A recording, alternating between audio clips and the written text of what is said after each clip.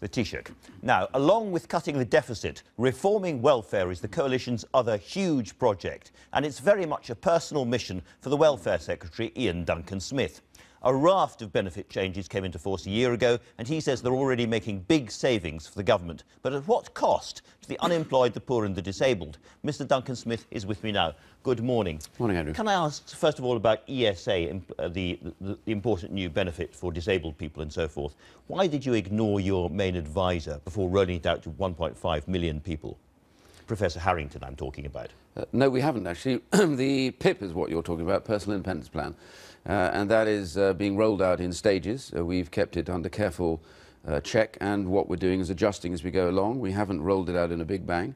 It's been quite deliberate to do that. Professor Harrington did 3 reviews of the ESA, which was the contract awarded by the last government. But you did roll it out. No, we haven't fully rolled it out. We've actually kept it carefully in check. We're making adjustments to it now.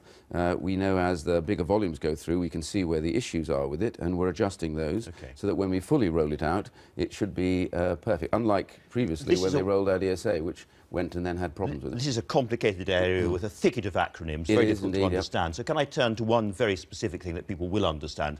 Under the old regime, if you could walk for 50 metres but no further, you've got the top rate of disability living allowance. You have changed that to make it just 20 metres, thereby cutting out a lot of people from that rate. Why did you do that? No, again, this is more complex than this. What we've actually said is it's better to have essentially the measurement go in 2 stages. That is to say that you ask people, can they make it over that ground without support? Over 20 metres, which is not far enough to get to your car. But if it's clear that they can't do so, but without concern, without difficulty, then they will get the full award. The point is to get a measure that allows us to see, first of all, can they get to that 20? Can they get to the 50? It's actually better for them in the long run, because it allows us to be able to focus in then on those who have serious difficulty at the shorter distances as well, and they will be the ones most seriously affected, so they won't have to prove a longer distance. It'll actually be better for them. So we consulted on this widely. We think it's right, but it does allow flexibility with those people who are doing the checks to ensure that those people who make it over 20 metres, is that process of making it over 20 metres fair and reasonable, or do they really struggle? Well, you consulted and you got back, I think, 11,049 responses. Can you enlighten us on how many of those were in favour of what you were going to do? Well, there weren't a huge amount in favour. 7 is the answer. To be fair, out of 11. But Andrew, to be fair, on almost every change you make in this area, very few people at first will support it. You know, all of our disability changes, we are keeping the level of disability payments at the same level, so they've gone up with inflation. We've protected them. We spend more on disability and sickness benefits than almost any other country in Europe, double that of Germany, by the way. And what we're trying to do with these reforms is to get them to be fair, so that the people who need them get better payments, and those who don't need the higher levels don't take those higher levels. But you have, in this change, just made things an awful lot harder for people who find it hard to walk very far. Well, that's certainly clear, and that was intentional. But throughout, no, what's intentional is we want to get it so it's more accurate. And bear in mind that under the DLA system, 70% of the people that went to DLA and made a claim got awards for life. And what we're introducing here is regular checks, face-to-face, so that if somebody feels in the course of that year things have deteriorated, when they come back in front of the person in the following year, they will immediately pick that up and they'll be raised. Had somebody gone on the previous system, it could have been years and years and years before they'd have had a chance to alter that situation. So this is much fairer for everybody, those face-to-face checks. Isn't it? Taking it from 50 metres to 20 metres is much tougher, nonetheless. Well, but it's a criteria by which people who, if they succeed on that, then they will get the full support. My point is, because of the face-to-face checks, it's much more likely now you'll get a more accurate reading on this. And after all, you know, as I said, we spend more money on disability payments than almost any other country in Europe. And I'm proud of that, by the way. But my point is, taxpayers who quite rightly want to protect those who are the most disabled, most difficult, they also need to know that that money goes to those who need it most, so they should get the biggest rewards and support, and those that can help themselves a little bit better, we need to help them. I just come back to the point. If I can totter 15 metres just about to the end of the road to get to my car, I would have got this benefit before. Now I don't get it. No. And I get it. If 20 metres is, for a lot of people, not far enough to get to their cars. It's not a simple statement of distance, which it was before. Now it is about how easy is it for you to make that process. Do you need significant aids? Do you find difficulty in doing it? Because it's a face-to-face assessment, Before it was not. A face-to-face assessment allows those advisors regularly to review your capability. Honestly, it's been miscast as a simplistic measure. It's a much more complex measure, giving them much greater scope to be able to measure that properly so that we take consideration of that level of difficulty that you have as you move across that distance. Do you know how many people have lost their benefit because of this change? I'm not aware that people have lost it because of the change. I think it's tens of thousands. And the trouble is, it's a gateway benefit. Do you know how many people have actually gone on to get a better reward as a result? No, and there will be more people. And the other thing about PIP, which is very, very important, is always, by the way, cast as who loses. The truth is, it's not about losing, it's about getting a better reward. Can I just say something? PIP will now be much, much better than disability living allowance was for people with mental health conditions. It was massively failing for them. The criteria are now set to help them enormously. So they will do better, they will get better rewards, and therefore we will bring them properly into the support for disabled people. The company that was brought in to assess people for this, Atos, has now walked away, effectively asked you to buy them out. No, not true. Not true. Can I just explain this? Over the period, we inherited a contract that was signed by the last government. I had to bring in Professor Harrington to do 3 separate reviews and another individual to do the 4th review and maybe a 5th review to try and improve what was a poorly performing programme. Over that period, we became concerned about the performance of Atos against that. But the contract, had we broken that, would have cost us millions and millions. But last year, I was able to demonstrate that they had not performed against some of the set criteria. So we started immediate negotiations with them about changing that. And we have actually now asked them to leave. They didn't ask us to go. We have asked them, and we will not pay a penny for that. They will actually pay reparations for failure to achieve what they were meant to achieve. So the taxpayer will not be out of pocket either. So that's a very important measure. We said it was time to go, not the other way around. And when will we hear what other company or companies are going to take over? Because people are very, very worried about the transitional arrangements. We're supporting this, and we've been working very hard to make that happen, and nothing untoward should happen in the meantime. We are going to immediately compete for other contracts, and we will improve this contract, because one of the big problems was it was a badly set contract in the first instance. We can make major improvements to it to help those. So at this stage, you don't know who's going to take over? No, because we've only just literally said go to Atos, and we've reached that agreement with them, not costing us a penny. Had we broken that contract without cause, it would have cost the taxpayer many millions of pounds. And what about all of those people waiting to be assessed and not getting benefits at the moment? It's said that a lot of people in this kind of situation are having to use food banks, are really suffering severe problems because of the failures of the system, the slowness of the system to assess them.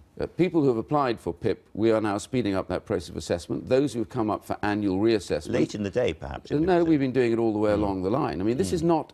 Andrew, this is not an easy or simple business. Clearly, we are trying to get people assessed. The last government started that process. We've continued it.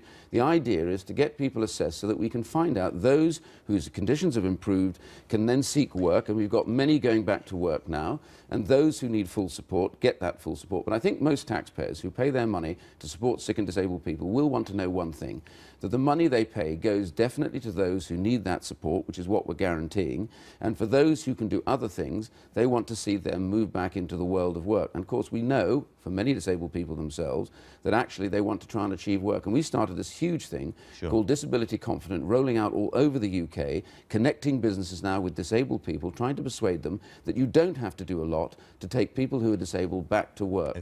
And people on PIP and disability living allowance don't lose that when they go back to work. That's the important thing. Of all the savings made to kind of cut the deficit reduction, a fifth are being paid for by people who are sick and disabled. That's a huge amount of money, £28 billion over 5 years. So it beggars belief that this can be done without causing pain and difficulty to people who are disabled. Here's the point. It is not easy or simple to do this, but honestly, the systems that we had in place previously were not working any longer. As I said earlier on disability living allowance, some 70% of those who got awards got lifetime awards. Nobody saw them. Under the old sickness benefit, our incapacity benefit scheme, 1 million people sat on that for 10 years and not one single person was seen by anybody, whether they got better or worse. So my point is, we're reforming and changing this principally and immediately because it's not right to leave people languishing with no one checking their condition. It's far better to have regular reviews, which is what we will do. If your condition gets worse, you should get more support. If your condition gets better, then it's far better that you then move into a position where you can get work and where you can be seen and helped and supported. Can I turn to the bedroom tax, which is another highly controversial area?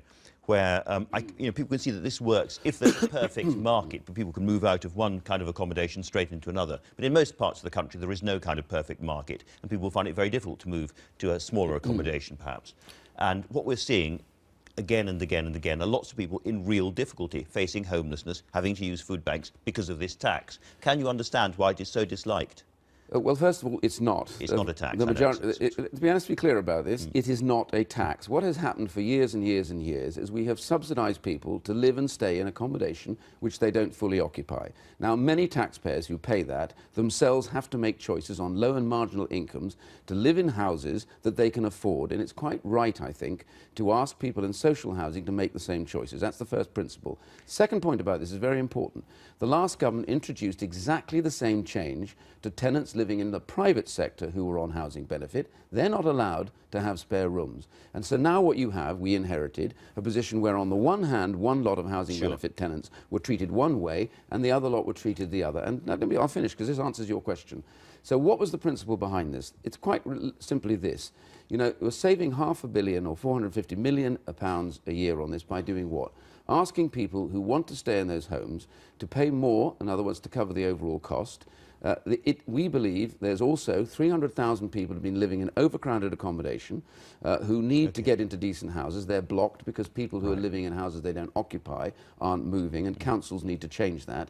And the third area, if you want to stay in that house, this is becoming, I believe, an encouragement to go to work. So this is a balanced and fair policy for taxpayers. Except that even your Liberal Democrat colleagues are distancing themselves from this now. No, they're not. Tim Farron himself said Tim Farron has voted against this personally all the time. In the Lords, a day later, also the party president. A day after, in the Lords, the Liberal Democrat spokesman got up and said that was a lot of nonsense, and they voted for it. But honestly, this is really, really important. This is an important reform we would do even if we didn't have to save the money. Why? Because in a finite level of resources, you need to make the most of your housing stock. For too long, councils and housing associations have done that. Can I just briefly change the subject before you do? Honestly, I'm going to say the words Maria Miller, because we have to talk about that. All right. Housing swap providers, they will tell you that there are hundreds of thousands of houses all over the country where people are swapping those for lower. Speaking of housing swap, let's turn to Maria Miller. 80% of Conservative supporters want her to go. Are you just going to tell them all to get knotted? No, this is complex. I know Maria very well. She worked for me before she went to Cabinet. I am enormously fond of her. I think she has done a very good job in a very difficult set of circumstances with the Leveson inquiry, which has stirred up a lot of media antipathy to her, I know. And also the gay marriage stuff. So there's a lot of Conservatives out there who perhaps weren't necessarily in support of it, also feel rather bitter about that. So in a sense, she is also receiving some of that as part of this process. I've known her always to be a reasonable and honest person. But is she doing the government any good or herself any good by staying in office at the moment, do you think? Well, I think this is a matter that the Prime Minister has to take consideration of, and she herself. But my view generally is that I'm supportive of Maria, because I think if we're not careful, we end up in a witch hunt of somebody. Yeah. The committee itself has told her that she repaid some money and she should apologise. She should rethink, perhaps. Sorry? She should rethink, perhaps, her position. No, I don't think so. I think that's up to her, whatever the Parliamentary Standards Commissioner has said that it's time for MPs to effectively stop marking their own homework, that this needs to be taken out of the House of Commons and given to a genuinely independent body, the expenses issue. Is he right about that? Well, there is always a debate running on this. There are independent individuals in the committee, and what's interesting during the course of this... They don't have a vote, but in the course of this report, they didn't also try and amend it, so they haven't made an issue and believing this is not a fair result. I'm very happy for that to be debated. I'm amongst a number of those who feel this goes on and on and on, eating away at the credibility of Parliament, whatever it takes to restore that credibility. So he may have a point. Look, I'm very open to independent people looking at this. Personally, I think the sooner we can get rid of this nonsense, the better. Iain Duncan Smith, thank you very much indeed for joining us. And now over to Steph for the news headlines. Good morning. The Australian team leading the search for the missing Malaysian plane says that pulses detected by a Chinese ship in the southern Indian Ocean are an important and encouraging lead. However, the head of the search team also said that the discovery should be treated with caution until it can be verified. The British ship HMS Echo, which has special detection equipment, is now racing to the location. The flight recorder's batteries could run out in a matter of days. The Work and Pensions Secretary has given his support to the Culture Secretary, Maria Miller, who is under continuing pressure over her expenses. Iain Duncan Smith said she was a victim of media antipathy. Mrs Miller apologised to MPs earlier this week after overclaiming payments for her mortgage. Now, the watchdog in charge of parliamentary expenses has suggested MPs should no longer have the power to police their own affairs. That's all from me. The next news is on BBC One at 1 o'clock. Back to Andrew in a moment. First, a look at what's coming up immediately after this programme. Join us live from Bristol at 10 when we'll be debating Britain's role in Afghanistan. Was it worth it?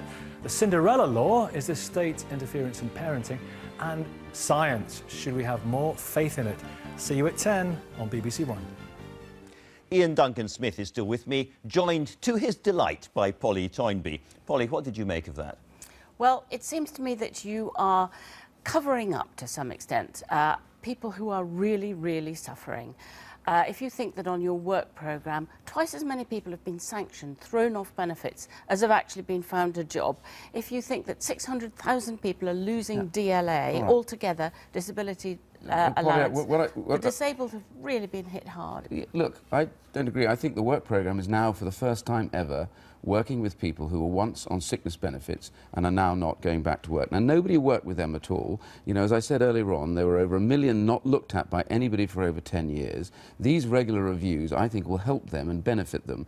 And we haven't introduced this to hurt or to harm disabled people. The purpose is to try and get and support disabled people. And only 5% of them have been found jobs on the work programme. More were found jobs when... With respect, nobody found them work before. So you yes, compare... they did. The RNIB, for instance, found people nothing more like jobs this. when they had the 22,000 people have gone into work who were once on sickness benefits, who were written off before. So the point is, this grows, it takes a long time, and it's a slow process. But it's about supporting disabled Many and more sick have been people. Ladies and gentlemen, we have run out of time, no, sadly. Thank you both very much indeed for that. Next weekend at this time, BBC One